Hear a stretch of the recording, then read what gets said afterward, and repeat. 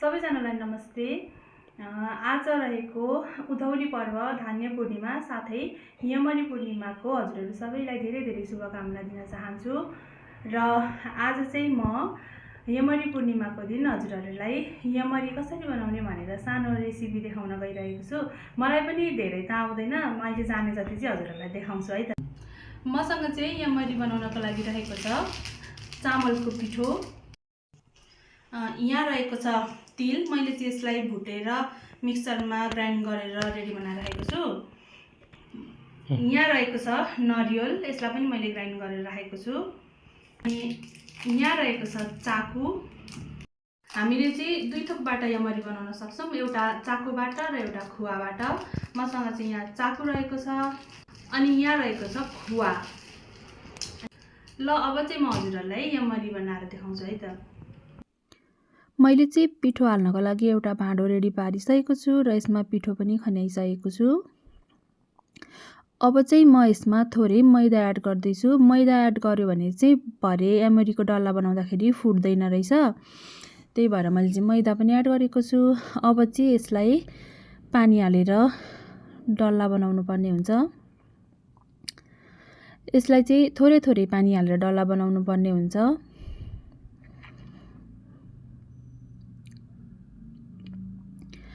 अब चाहिँ पिठो पनि यतिको भइसकेको छ।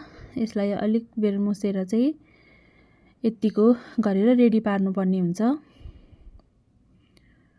अब यसलाई छोपेर एकछिन राखिदिउँ र अरू सामानहरू तयार पारौँ है त। मैले चाहिँ यहाँनिर एउटा कराईमा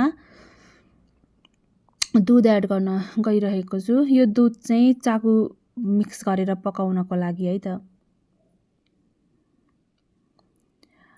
यसरी अब चाहिँ दुध पनि उम्लिसकेको छ। यो दुधमा चाहिँ चाकु हालेर पकायो भने चाहिँ त्यसको टेस्ट राम्रो आउँदो रहेछ, त्यही भएर मैले चाहिँ त्यसै गर्दैछु।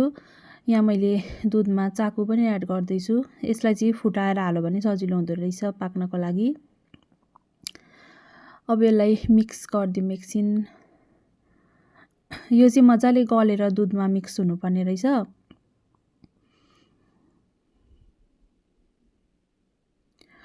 अब चाहिँ चाकु यतिको भइसकेपछि मैले चाहिँ यहाँनिर खुवा पनि एड गरेको छु। खुवाले पनि चाकुलाई मिठो टेस्ट दिँदो रहेछ, त्यही भएर यहाँ मैले खुवा पनि एड गर्दैछु।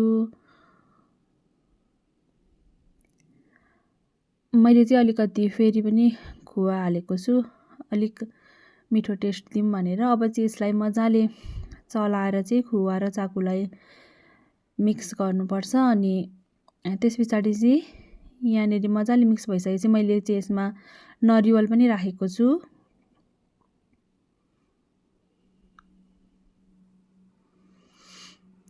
र मैले चाहिँ अघि पिसेर राखेको तिलको धुलो पनि राखेको छु।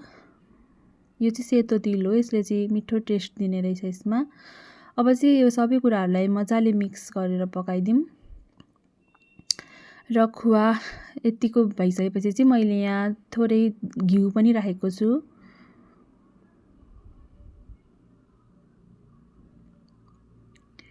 अब घिउ राखिसकेर फेरि मजाले यसलाई मिक्स गरिदिउँ। मजाले चलाउनु पर्ने हुन्छ। यसलाई चाहिँ धेरै बाक्लो पनि होइन र धेरै पातलो पनि बनाउनु नहुने रहेछ। अब चाहिँ चाकु पनि यतिको भएर रेडी भइसकेको छ। अब चाहिँ म यता खुवा पनि रेडी गर्दैछु। मैले चाहिँ आज चाकु र खुवा दुइटैबाट यमरी बनाउन गइरहेको छु। र मैले चाहिँ खुवामा पनि नरिवल मिक्स गरिदिएको छु र थोरै घिउ पनि एड गरिदिएको छु मैले यसमा चाहिँ, खाँदाखेरि मिठो होस् भनेर। अब अघि छोपेर राखेको पिठोलाई चाहिँ हामी निकालेर हेर्नुपर्छ। यतिको नरम भइसकेको छ यो चाहिँ। अब चाहिँ भने यमरी बनाउनतिर लागौँ। अब यसलाई चाहिँ मजाले डल्ला पार्नुपर्ने हुँदो रहेछ, नफुट्ने गरेर। अनि यतिको मजाले चाहिँ यसलाई घुमाउनु पर्ने हुन्छ। अनि यमरीको चाहिँ तल्लो भाग चुच्चो अनि माथि डल्लो हुँदै जाने हुन्छ नि त त्यसको साइज। अनि त्यही भएर त्यस्तै बनाएर चाहिँ यहाँनिर अब यमरीको डल्ला रेडी गर्दैछु म। अब चाहिँ यसलाई थोरै तेल लगाएर चाहिँ यसको साइज बनाउनु पर्ने हुन्छ। यसरी चाहिँ मजाले घुमाएर चाहिँ नफुट्ने गरेर यसरी घुमाउँदै बनाउनु पर्ने हुँदो रहेछ। अब चाहिँ यहाँमरिको डल्ला पनि यतिको भइसकेको छ। अब यसमा अघि तयार गरिराखेको खोवा एड गरेर चाहिँ यहाँमरि बनाऊँ है त। मैले चाहिँ खोवा अलि धेरै हाले जस्तो लाग्यो, त्यही भएर मैले चाहिँ निकालेर ठिक्क हालेर चाहिँ यसलाई घुमाउँदैछु। अब चाहिँ यसलाई खोवा हालिसकेपछि चाहिँ माथिबाट यसरी बिस्तारो बिस्तारो घुमाउँदै छोप्नुपर्ने हुँदो रहेछ। अब चाहिँ यतिको गरेर चाहिँ यसलाई घुमाउनु पर्ने हुन्छ।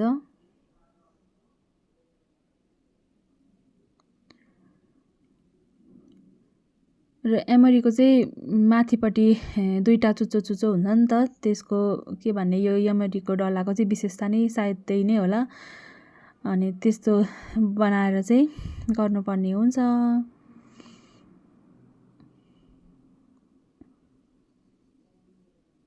यहाँ चाहिँ हाम्रो सरले पनि मलाई हेल्प गरिराख्नु भएको छ डल्ला बनाउनको लागि।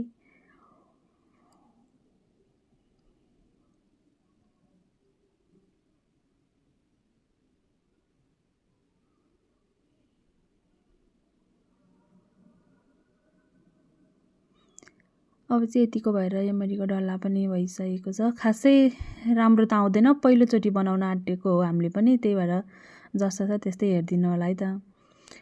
अब चाहिँ यसलाई अर्को पनि डल्ला पारेर चाहिँ हामीले अघि तयार पारेर राखेको चाकुलाई पनि हालेर बनाउने छौँ।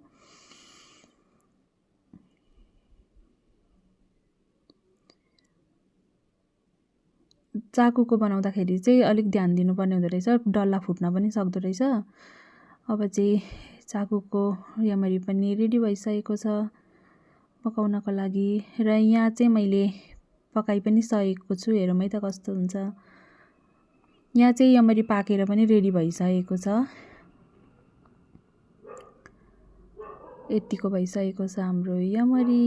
खासै राम्रो त छैन, फर्स्ट टाइम हो, त्यही भएर यस्तो भएको हो। अब फेरि फेरि ट्राई गर्दाखेरि राम्रै हुन्छ होला, तर खान चाहिँ एकदमै मिठो थियो है डल्ला जस्तो पनि। हेरेर साथ दिनुभएकोमा धन्यवाद छ सबैलाई।